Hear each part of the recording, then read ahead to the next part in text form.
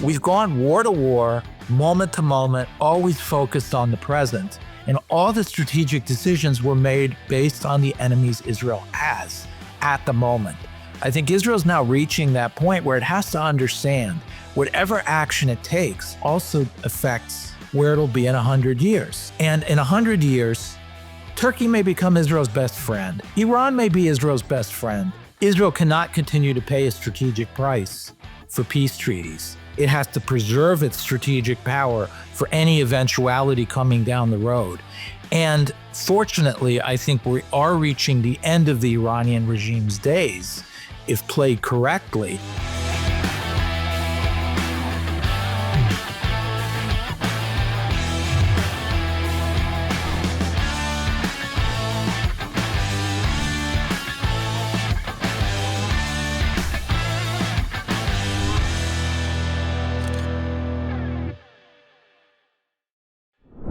Welcome to another episode of the Caroline Glick Show.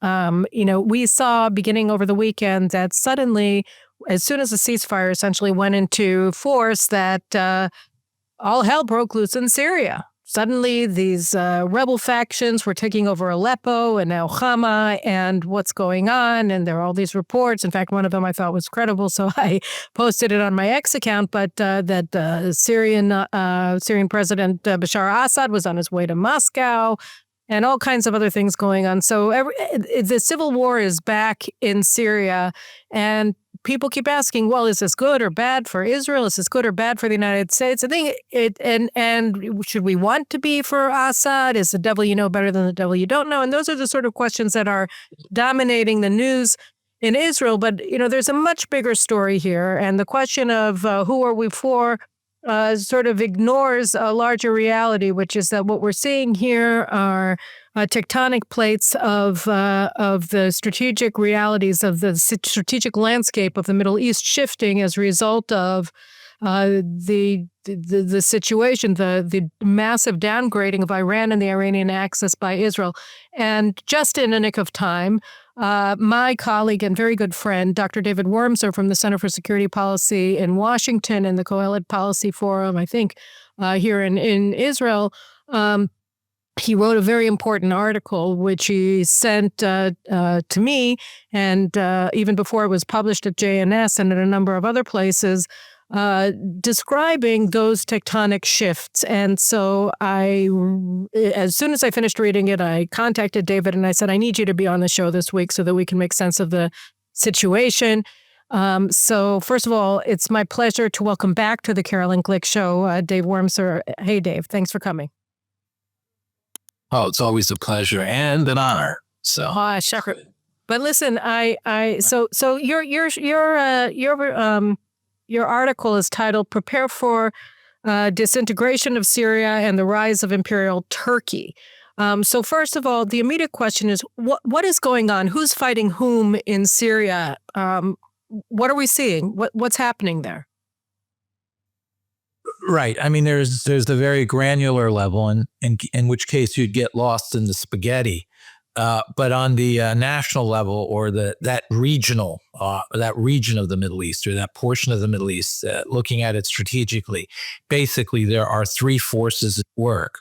One is, of course, the Iran-Russian axis that includes Syria and Hezbollah. And they're fighting for the survival of the Syrian regime and its use as a logistics structure to continue to wage war on Israel and keep the Ring of Fire alive in some capacity, both as an aggressive tool to choke and kill Israel, but also as a defensive structure to try to deter Israel from striking Iran. Against them now rises the Turkish grouping, which includes Turkey, Turkic forces, and also Turkey has been very aggressively in the last half decade or more cultivating the various remnants of Islamist organizations across across Iraq and Syria. When the United States pulled out of northern Syria a few years ago, it opened the door for Turkey to free the prisoners who were ISIS and Al-Qaeda.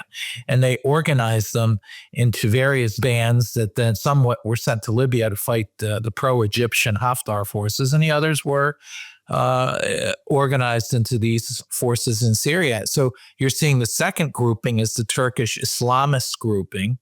And then the third is collections of others, the Kurds who are just orphaned here.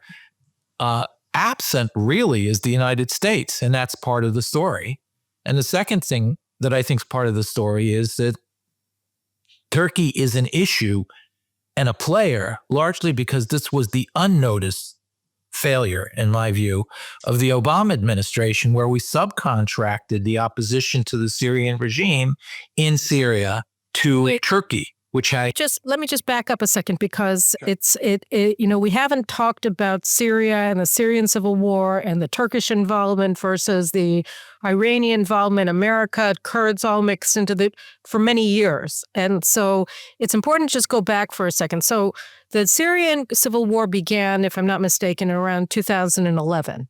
And initially there was I think it was called the Free Syrian Army, and they were good guys or kind of good guys, and then they got taken over, and then there was the al-Nusra that were kind of al-Qaeda, kind of good guys, and so everybody was sort of a little bit of this and a little bit of that.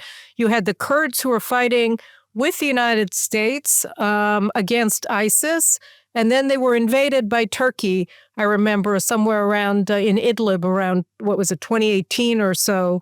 But you still have the Kurdish forces in Syria that are aligned with the PKK Kurds in Syria, in Turkey or not. But so you're saying basically, just so I understand, you have the Iranian axis, which includes the Assad regime and Russia and Hezbollah, and they're being attacked right now by the Turkish axis that includes these Islamist groups that have been operating under the Turkish umbrella for well nigh 10 years or so, since America began quitting Iraq and just walking away from the whole thing, or failing to act in a coherent fashion under the Obama administration.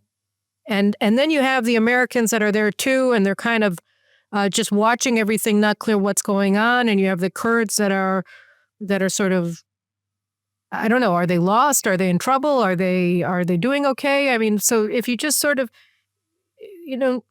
say it for people who can't remember anything, Yeah, no, I think you described it perfectly. I think the Kurds are orphaned. They have no patron right now because the United States was essentially their patron, and the United States has largely been AWOL in the region for the last few years. So the Kurds are, and what you're seeing is as the Iran-Russian axis is at war with the Turkish-Islamist axis, both of those are also attacking the Kurds and the remnants of the more pro-American forces, the Free Syrian Army and so forth. So essentially those who sided with America are paying the heaviest price right now. And the rest are basically engaged in a tectonic strategic battle, really geostrategic battle between the Iran-Russia axis and the Turkish-Islamist axis, which is beginning to drag in the Chinese too. So wait, before you get into the wider geopolitical thing, so your basic contention in the article, if I read it correctly, is that, okay, so Israel has severely, massively downgraded the Ring of Fire, the Shiite arc that, as King Abdullah referred to it back in 2003, that stretched from Iran through Iraq into Syria, Lebanon, and then through the Palestinian areas into Gaza, and then down the Red Sea to the Houthis. So that this was sort of the Iranian empire. And many of the key actors in this arc of Shiism, this Hamas, even the Houthis with their port that was attacked and destroyed by Israel, and of course Hezbollah in Lebanon, they've been massively degraded. Their war-making power has been degraded, and of course Iran itself has been humiliated and hopefully is on the way to being denied its nuclear installations in the very near future. So this axis that seemed invincible a year and a half ago has now been severely weakened. And in the wake of this weakening, we see a rise of a new force that we haven't been paying too much of attention to, that is a strategic force, that is a regional force, that is under the aegis of an ascendant neo-Ottoman Turkish regime under Erdogan. Is that basically is the main claim that you make in this article? That's correct. That's correct. Now they're there's beginning to make. They're making their move, and the weakness. They're exploiting the weakness that has been inflicted on the Russian-Iranian axis, as you mentioned, and they're making their move using the Islamist forces. What is interesting in this one is that Egypt is, which we had counted on being anti-Turkish, anti-Muslim Brotherhood, not anti-Turkish, really anti-Muslim Brotherhood, which Erdogan is the leader of, anti-Islamist, suddenly seems, and nobody's noticed, seems to have made its peace with Erdogan over the last 5 to 7 years. The first manifestation of that was to tolerate not a little bit of smuggling into Gaza to Hamas's control, because Hamas had been Egypt's nemesis as well. But suddenly, Egypt became the major conduit with massive smuggling into Gaza, really to the point of being a strategic problem, because Hamas therefore could become the army that launched October 7th, largely because of Egyptian cooperation with Hamas. And that already suggested that they had switched sides on some level, because before that, Hamas was no less of a threat to Egypt internally with the Muslim Brotherhood as it was to Israel.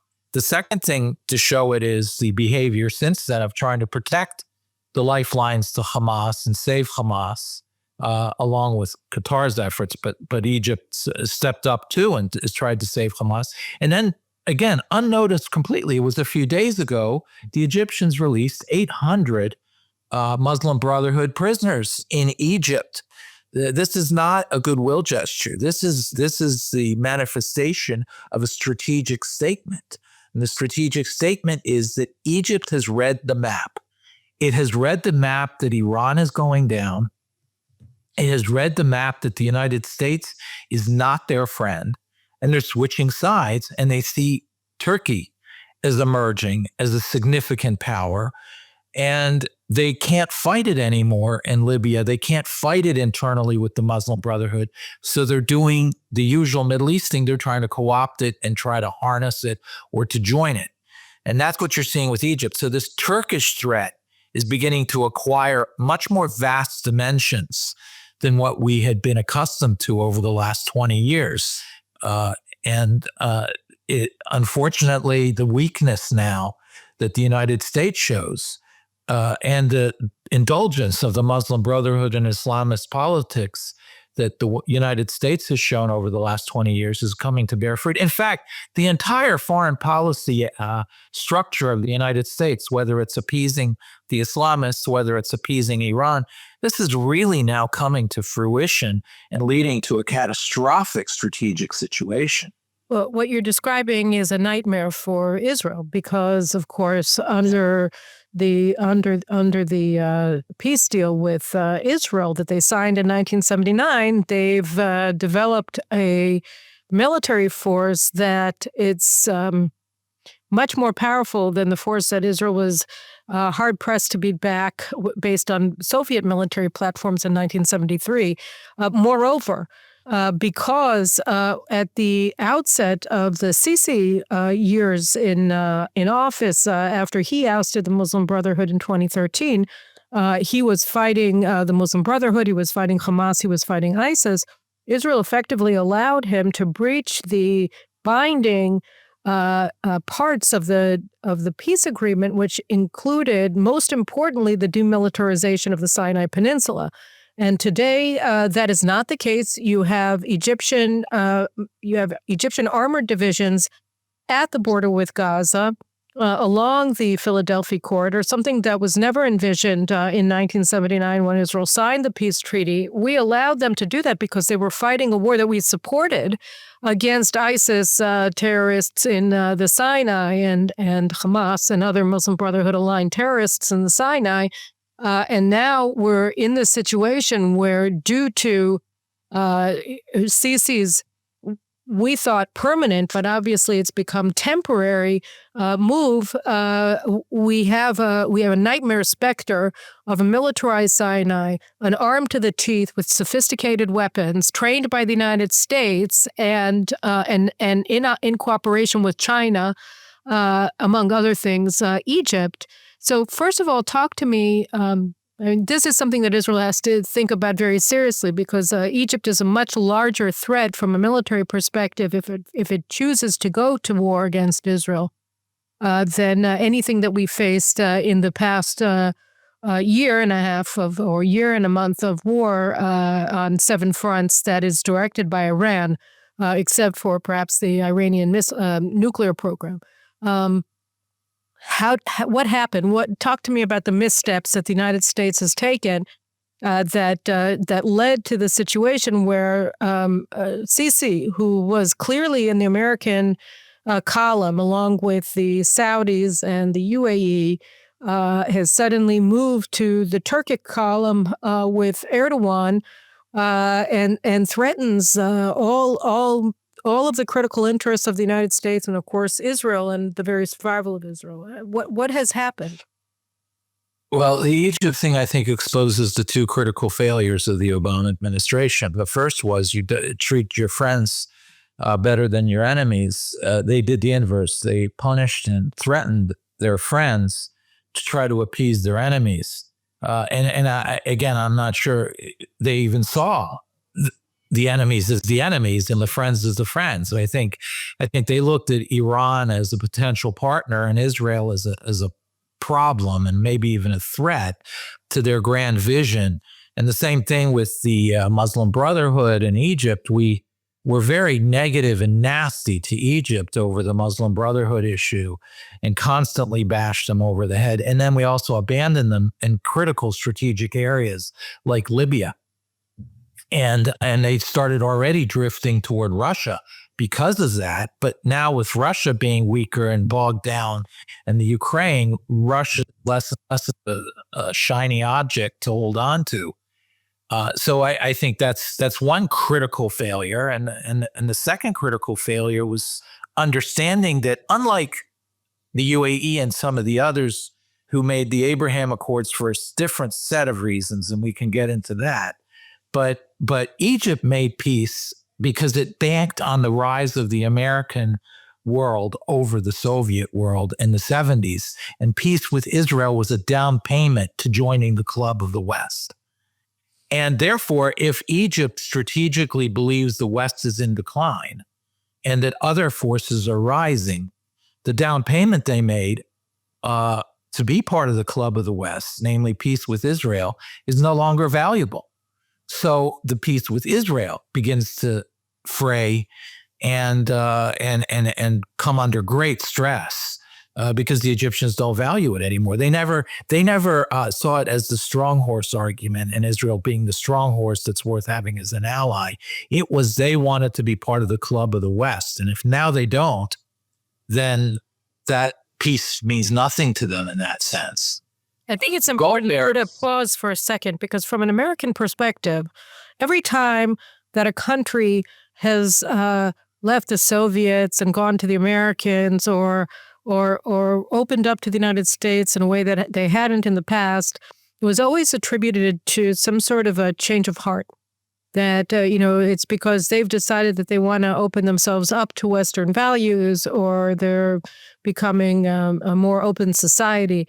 And I think that the Egyptian example that you point out here is proof that the exact opposite is the case. That it didn't come into Sadat's thinking at all. I mean, he was looking at it from a pure power perspective. The United States was the ascendant power. He believed that they were going to beat the Soviets in the Cold War, that their weapons were better than the Soviet weapons.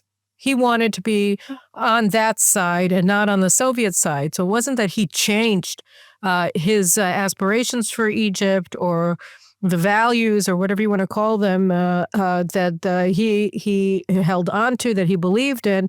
But it wasn't an ideological shift. It was a pragmatic shift based on power calculus and the national interests of Egypt as he assessed it to be. Correct, and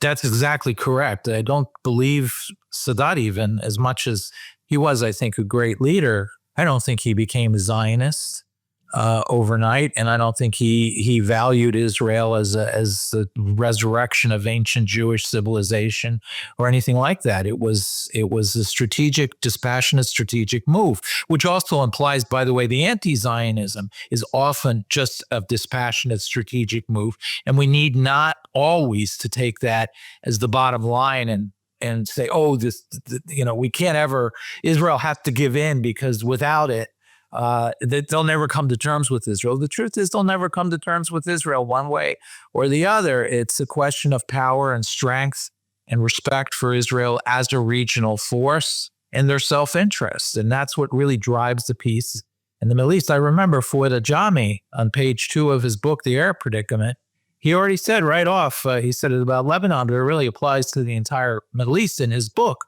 was about the whole Middle East, The Arab Predicament, was that in Lebanon, luxury principles are luxuries. And I think understanding the Middle East, one really has to understand that identities change, principles change radically based on self-interest. And you can't bank on them. You can't think that you're Luxembourg and all of a sudden the spirit of the age has led France and Germany to treat you as a normal little country that has every rights and respects that Germany and France do. In the Middle East, it isn't like that. And here I think it's you mentioned something else which I think is also key, because we've seen Egypt going and buying Russian weapons, buying Chinese weapons, and it makes the Americans sort of raise an eyebrow, but they haven't done anything. They haven't rethought their view of Egypt as a result of those actions. And then, as you said, Israel's rude awakening about Egypt came on October 7th, on October 8th, when we asked, where the hell did all these weapons come from? This is ridiculous. We had no idea that they had this many. So yes, it's true. Our intelligence was horrible, but it was also that we were blinded by a delusion that Egypt was credible, that they were trustworthy. And then suddenly we saw this harsh animosity that they wouldn't allow the Gazans to leave to seek shelter in Rafah on the Egyptian side of the border. They wouldn't allow them to transit Egypt to third countries. All of this is, of course, in abrogation of international law, or breach of international law. But the thing is that that was Israel's rude awakening. But you also mentioned in your article the U.S.'s the Biden administration's refusal to end the Houthis' effective blockade of the Bab el-Mandeb of the Suez Canal that has, been devastating for the Egyptian economy as sort of the straw that broke the camel's back from the Egyptian perspective. Can you go a little bit into that? Yeah, I mean, we were on one side, we were increasingly holding aid above Egypt's head as the sword of Damocles to engage in political appeasement of the Muslim Brotherhood, which threatened the regime of Egypt.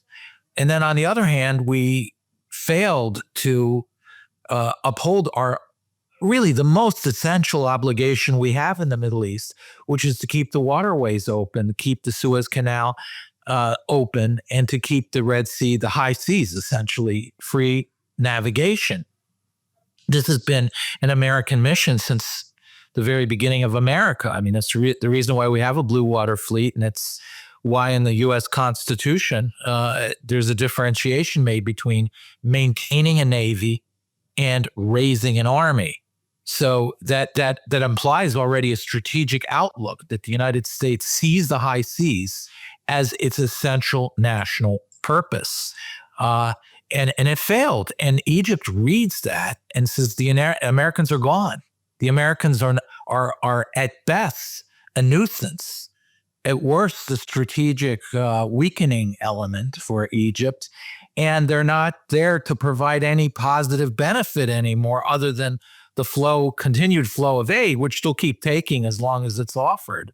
But there's no strategic anchoring to the United States anymore that comes with that, because the United States has removed itself from the region effectively as a credible and respected force.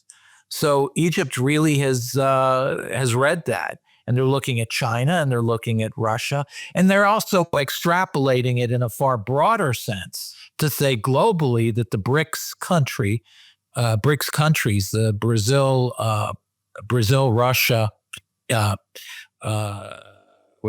BRICS, India, China, and South Africa, et cetera, are the new superpower, and that their GNP has surpassed the Americas. By the way, it's something Putin always says. He said it at the Valdai conference on October 5th, 2023, 2 days before October 7th, saying the world is shifting. The BRICS are now the new superpower, and we've surpassed the West in terms of economic power. So all this stuff of, oh, well, you want to side with them, they're losers, they're economically going down. No, if you force them to choose, countries like Egypt may choose the BRICS, and apparently that's what's happened.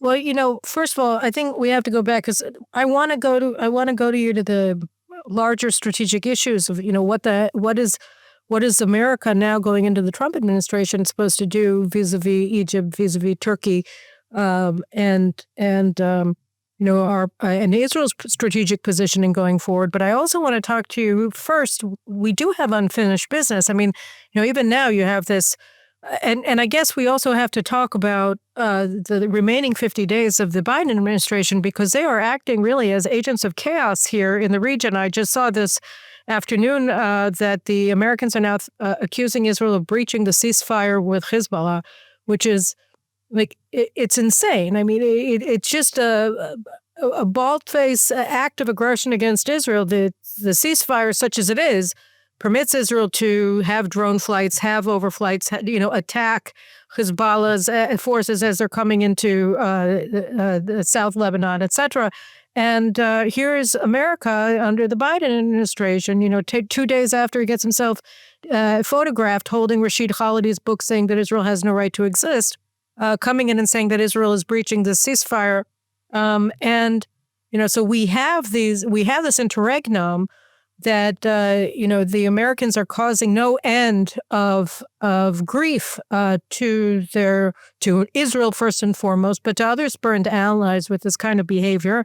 And second of all, we haven't taken out Iran's nuclear installations. They're still there. I mean, Israel attacked and defeated and destroyed, I think, the S-300s, or most of them, the anti-aircraft batteries that Russia had given to Iran or sold to Iran over the years. But obviously, I mean, this is a dynamic situation, and they can get new ones. And, time is of the essence in this as well. So first speak to the interregnum where we are now, the 50 days left of this Biden administration, which, I mean, there are contradictory reports if they want to give nukes to Ukraine. I mean, they're just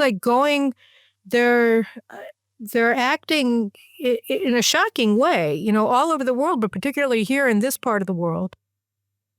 There's an element of scorched earth that seems to be obtaining with this administration right now in the Middle East. Again, I think it goes back to the Obama administration and Biden administration. They look at Israel not as a friend.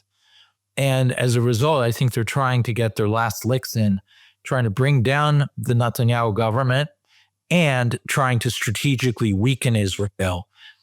So my sense is these accusations of violating the ceasefire, and it's in black and white, Israel has the right to overfly. In fact, there was a great deal done about the fact that Israel can overfly, but it can't go supersonic. It can't have sonic booms because that's threatening, right? Well, these drones, believe me, are not supersonic, and they're flying. The very limit on Israel not to fly supersonic shows you that the Americans fully understood Israel was going to overfly Lebanon. And the ceasefire, of course, is useless for Israel and would never have signed it had it not maintained its overflight rights. So the United States is literally calling it a violation when it is actually Israel fulfilling the the ceasefire agreement. And what this tells me is the United States is seeking an excuse again to deny Israel the weapons. So the key takeaway for Israel, which is opening the spigot on the embargoed weapons, I bet will remain shut now. And second of all, Israel's in a much worse diplomatic position, even though it gave in and it literally allowed its victory to be surrendered for a ceasefire. So on the strategic side, I think the United States, as Biden recedes into the sunset, and I don't think he's even in control. I doubt the book he held in his hand by Rashid Khalidi, he even knew what it was or that he even reads. I think this was a prop intentionally set up to send a signal, the way Obama used to do it all the time. He used to hold a book in his hand that sort of signaled where his policy was headed. And not that I think Obama read it either, but it was the signal. And so I think he's out strategically, not he, but his staff who's in control is out to get their final attempt to bring down Netanyahu and to weaken Israel and paralyze Israel going into the new administration. So what's Israel? On the strategic. What's Israel? Well, I think Israel's 50 days. Well, I think what Israel's move here is that it has to therefore start engaging in the sort of strategic activity that it had to have engaged in all along, which is to decisively deal with the Iranian threat and to essentially resume, in my view, if the United States makes unworkable the ceasefire, then the ceasefire needs to go away. Israel has a real danger of losing the Galilee. It has the real danger of losing the war against Hezbollah if it is not able to implement and strongly adhere and force the Lebanese to adhere to the terms of the ceasefire. If that does not happen, even if it does, it's somewhat questionable for Israel. But even if it doesn't happen, then this ceasefire has done nothing but hand Hezbollah a victory over Israel. And Israel can't live with that after October 7th. So I think Israel has no choice but to resume fire and to finish the war that it couldn't finish under. If that's So really what the that administration. scenario for January 19th, 20th, 21st, but we have over 40 days until then. So the question is, how do we? I mean, what they're trying to do, as you said, is overthrow the government of Israel in this interregnum. They're trying to seize defeat from the jaws of victory with a ceasefire and with some sort of a deal for the hostages that's going to require Israel to lose the war to Hamas in Gaza as well. So I mean, how do we survive this interregnum? Because and I guess the play that you're talking about most immediately is, okay, go after Iran's nuclear installations. Is that basically what the play is right now, given the strategic? Well, I think nuclear installations. Well, I think nuclear installations in oil. We must not take oil off the table because that's what threatens the regime, and it's also the funding spigot for the entire structure that you have with Hezbollah in Syria. And so therefore, I think the deal's off with the United States under the Biden administration. If they cannot do the minimum to accord to Israel's strategic requirements, and Israel has done so much to punt to the United States and has lost a lot of soldiers and probably a lot of hostages because of this administration. And I know that's a harsh accusation, but I am sure there would be, at the end of this, more live hostages and more live Israeli soldiers had the Biden administration not constantly tripped Israel up along the way at every turn and every corner. And as a result, I think Israel no longer has much of an obligation to restrain itself in pursuing its vital strategic interests for survival. And specifically, I think what's happening with the Turks is driving home how urgent it is to essentially terminate the Iranian axis threat. Israel has to move to completely paralyze and hopefully, I hope, bring down the regime and set the stage as quickly as possible for the collapse of the regime in Iran. Because strategically, first of all, it needs to deny the regime the ability to fund. If America won't let Israel implement the deal kinetically by hitting in Syria, hitting the transfers, hitting Hezbollah, and continuing to weaken Hezbollah's threat to Israel, then Israel has to turn the funding spigot off. And also to keep Iran in despair, and it's one of its last acts to turn nuclear. So Israel has to hit the nuclear, and it has to go after the oil, and hopefully has to start destabilizing the regime to the point where it really is threatened with collapse. Then on the larger strategic level, Israel really, this is analogous to World War II. The destruction of the Nazi regime was a requirement prior to our ability to engage the Soviet threat. We couldn't come to terms or allow to linger the Nazi regime and turn our attention to the Soviet Union in 1945. Israel has to deal with this threat of Iran first and foremost and bring it to a final terminal conclusion so that it can begin to prepare itself for the longer-term strategic threat emerging under this Islamist, Turkish-led coalition that might have Chinese buy-in and Egyptian participation. Israel really has to get ready for that, and it can't linger waiting around for the eventual collapse of an Iranian regime that is refunded and reinvigorated by the final days of the Biden administration. Yeah. The Obama-Biden administration. I think you're right. I think in terms of Lebanon, we do have a problem even more than we have a problem with Iran, which is that I think my assessment and it's probably based on my conversations with me, myself, and I, but all the same. It seems fairly clear from the leaks in the media, from the prime minister and down, that the Biden administration wasn't offering us a deal of keep fighting or get to the ceasefire. The deal what was hanging in the balance was either you do this deal with us, which, as you show, the Americans themselves are in breach of by claiming that we're in breach of a deal that we're not in breach of, as a means to continue their embargo of arms against us. But also that the other alternative was that they were going to pass a binding ceasefire resolution at the UN Security Council that was also going to then bind us under a Trump administration that wasn't going to be able to cancel it. So that it was a terrible option or an impossible one, and so we chose the terrible one to avoid the impossible one.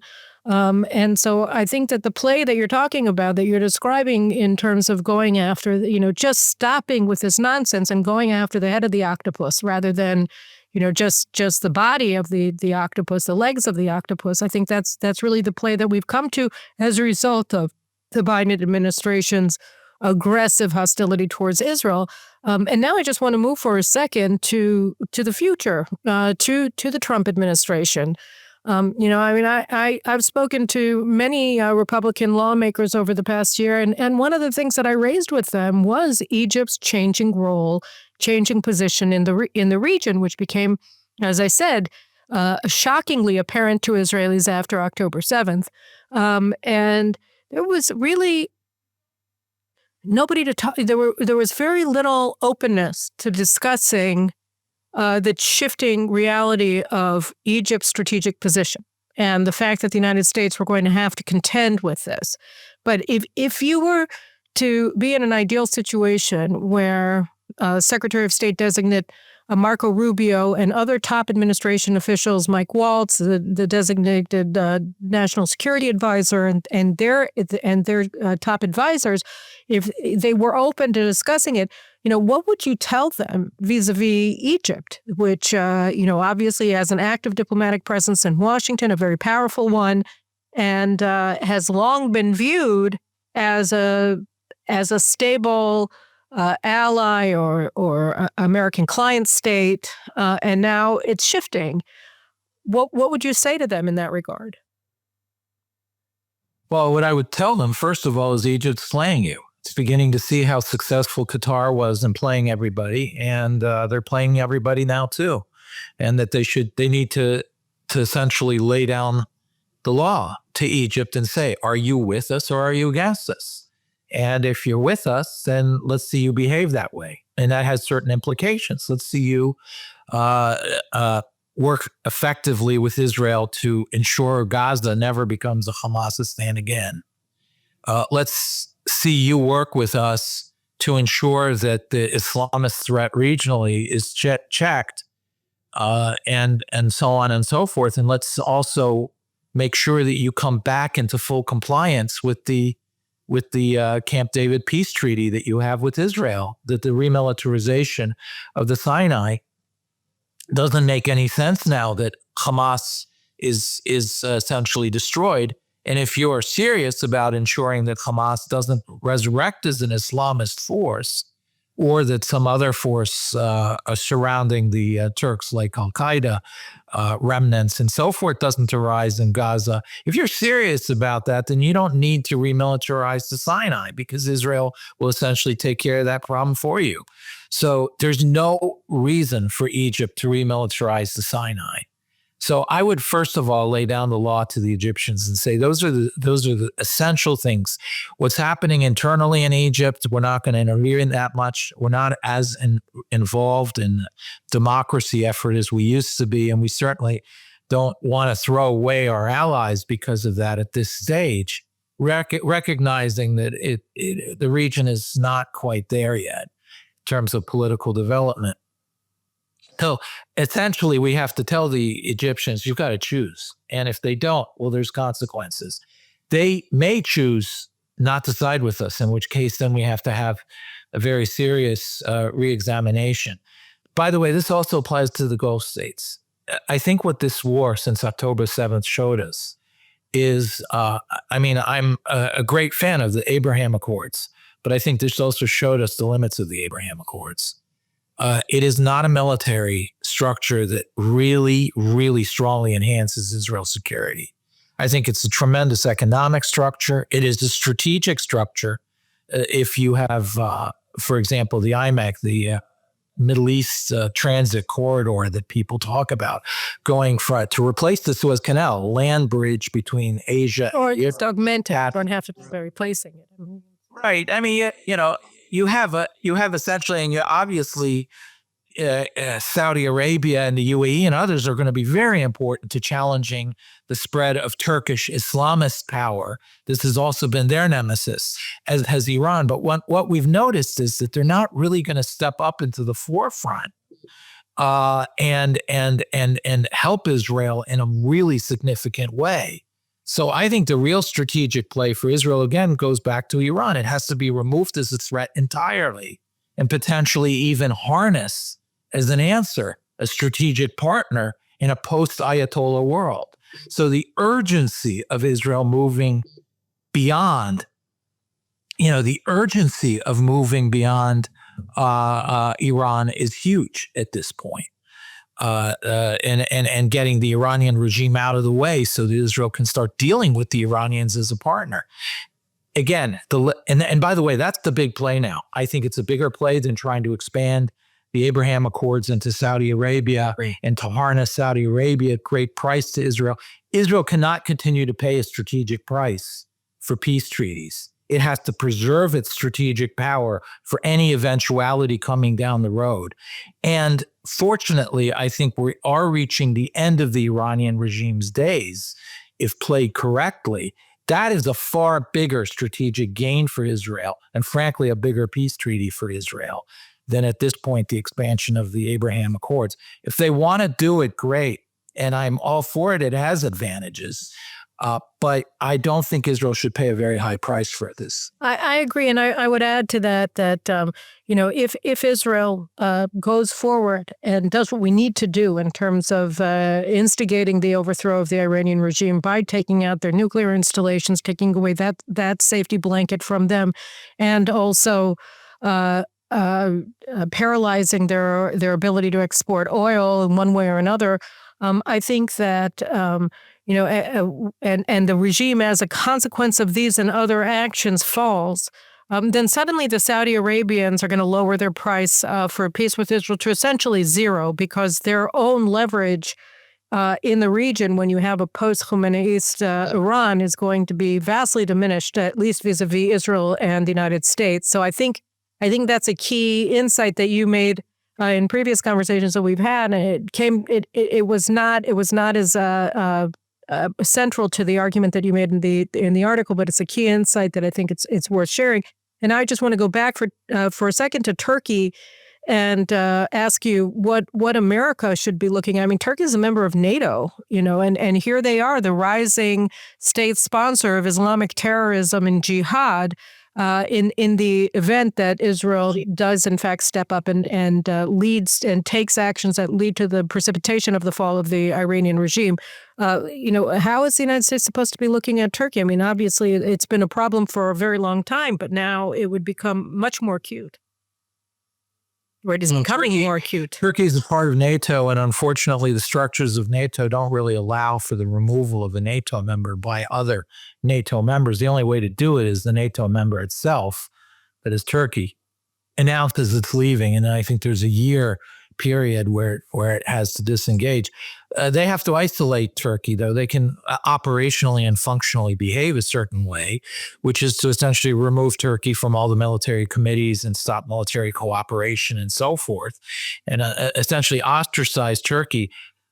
I think it's critical. You have the United States, they have critical bases at Incirlik and other places in Turkey. I mean, it would be very difficult as a practical matter for the United States to disengage. Well, again, I think we have to really examine our strategic basing. It's a Cold War-based structure.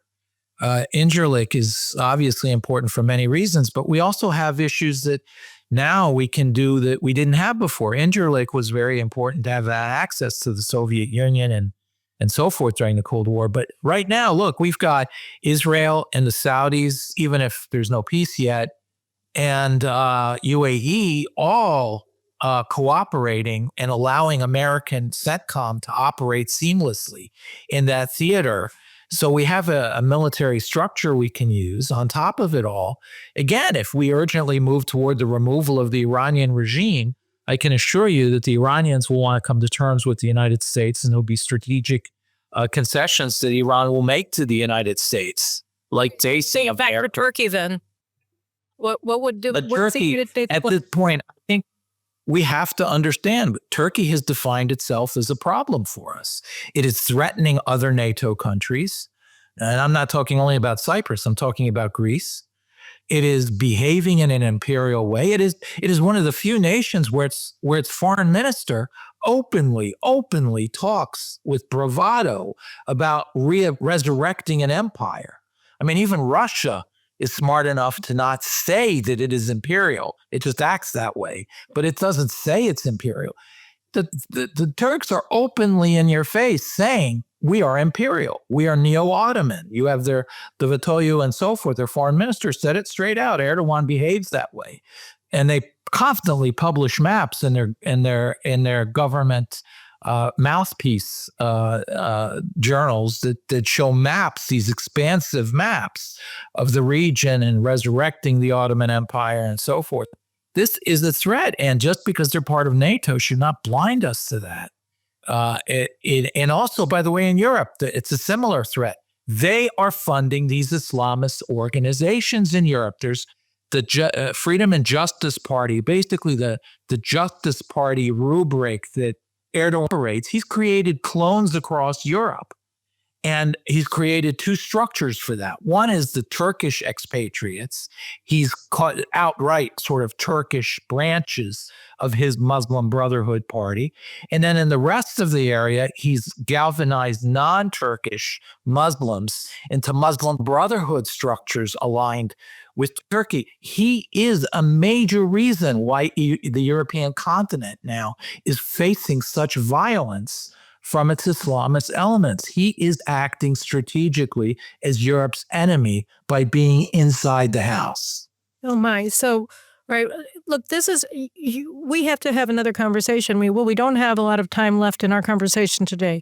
So I mean, the United States essentially has to isolate Turkey within NATO, and it has to minimize its own footprint and dependence on Turkey going forward. And there are a number of other steps that it can take forward. But looking at Israel, we've never been good at strategic planning in Israel. It's always been sort of by the skin of, by the skin of our, what do they say? By the skin of its teeth. Yeah. Yeah, by the skin of our teeth. That's how we've been moving forward. I'm losing my idiomatic English. It's terrible. But but how is Israel supposed to look at this situation? And we've talked about the need to absolutely move forward quickly, if possible, well before the 20th of January against Iran. Use the fact that the United States has blocked us from winning on the battlefield of Lebanon, and just go to the top and kill the king in Iran. So how do we look at this strategic environment? You set out in your article the way that the plates are shifting, that as Iran recedes, Turkey rises up and it's taking over the remnants of Hamas, and it will rebuild them, ISIS, all the rest of these Sunni Islamist organizations, and is organizing itself with Egypt, Israel's largest strategic threat, the one that we know, it's like Voldemort, nobody wants to mention it. But how is Israel supposed to position itself now? We all want to get past this war, but how are we supposed to look at this from 30,000 feet? What do we do? Well, the removal of Iran exposes the process of removing Iran is exposing that Syria isn't a country, and the whole Sykes-Picot structure is really up in the air. Sykes-Picot structure being the definition of borders and creation of states along fairly arbitrary lines in the former Ottoman provinces. But when you look below the lid, what you see is Israel's not entirely alone. You have Christians, Maronites in the region. You have, and some are still kind of trying to save themselves by playing the Arab nationalist game, like the Greek Orthodox. The Maronites, I think, are beginning to realize they have no hope anymore appeasing Arab nationalism. They're retreating into this idea of we are the Christian Israel.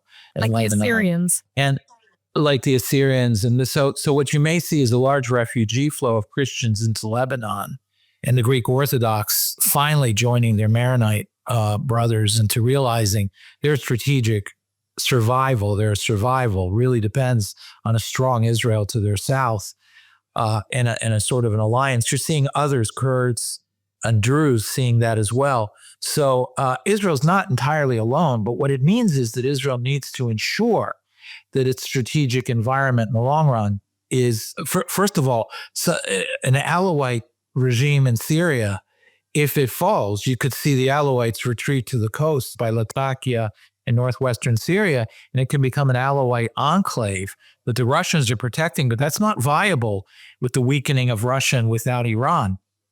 So ironically, you may even see Russia turn to Israel and ask for some strategic help in at least tolerating it or weakening some of their enemies. So I think that Israel has to ensure that it doesn't lock itself into any of these strategic structures, like constantly being at war. The United States is moving probably for some sort of an accommodation with Russia. Israel will never be pro-Russia, and Russia will never be pro-Israel. But Israel can come up with some livable accommodation again with Russia, perhaps. We'll see. I don't know. But nothing should be taken off the table. The most important thing for Israel now to remember, I think, is, okay, we've gone war to war, moment to moment, always focused on the present. And all the strategic decisions were made based on the enemies Israel has at the moment.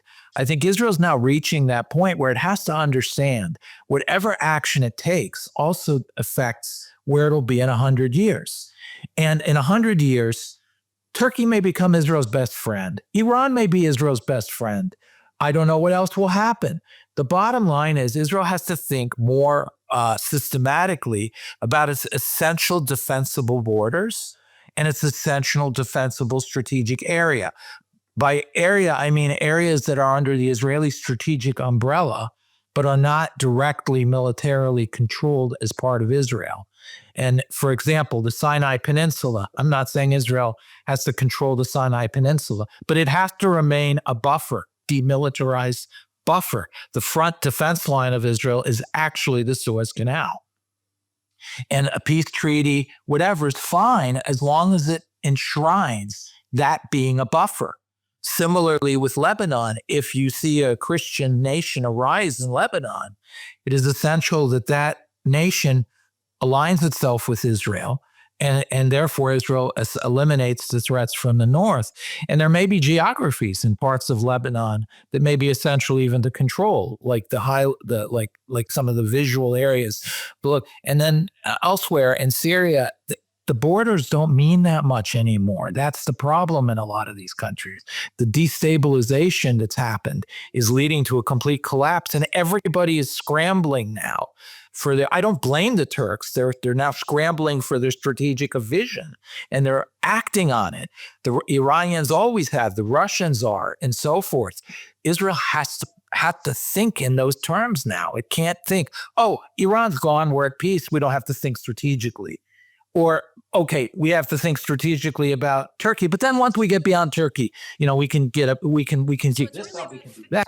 So what you're actually saying, and I think it's true, is that when Israel looks at this shifting environment and rising new threats as current ones recede, thanks to the actions of our military and what still has to be done, that we have to just stop for a second and say, okay, what are our essential strategic needs? What are our requirements? How do we go about securing them? What are the tools that we need at home in terms of our armaments industries and the size of our army and other things? And also, how do we project our power going out in order to secure these areas of that are strategically crucial for Israel, whether they're under our direct control and permanently, or whether they're part of a sort of a strategic cordon that Israel needs to have demilitarized or otherwise pacified on our behalf by others.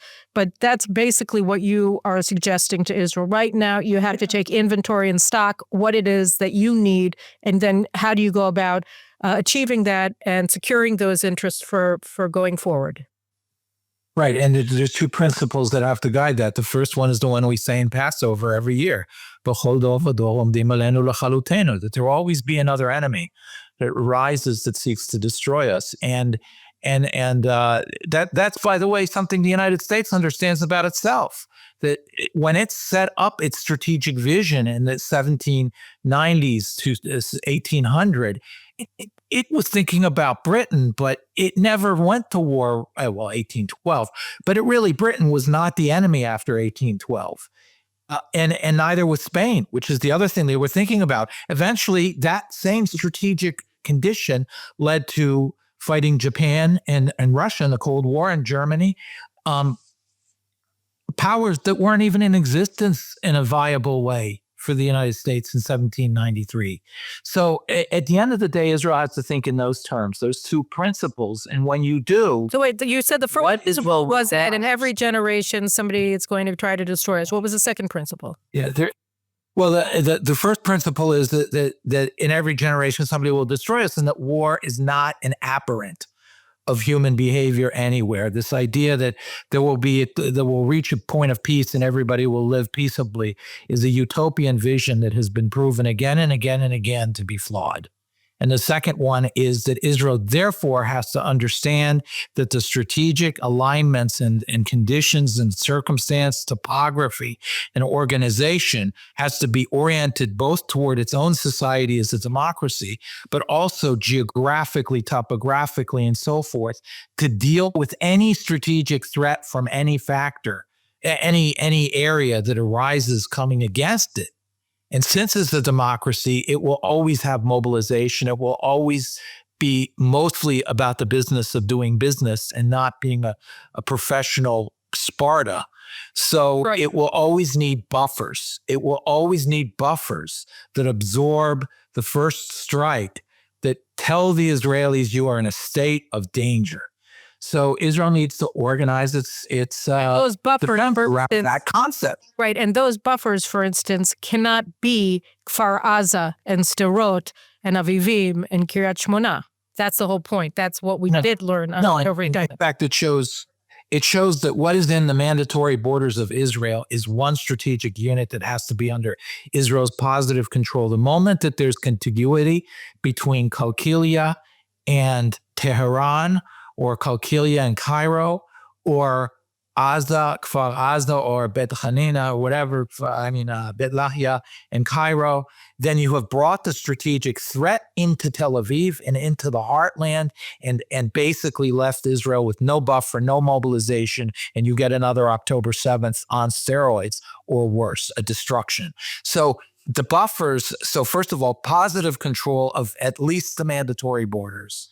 I would say there are some areas beyond that.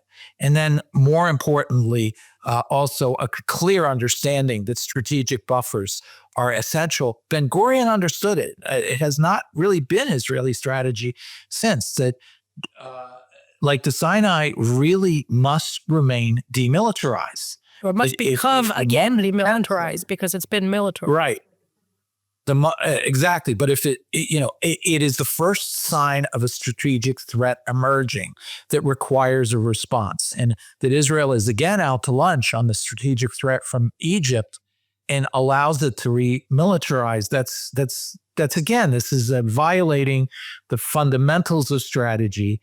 And again, Israel will face a dangerous situation because of it. Israel must now think seriously about its buffer zones and areas it needs positive control over. Not the same, but in that way, it sets itself up for the 100-year future, 200-year future, which is proper for a state like Israel to think about.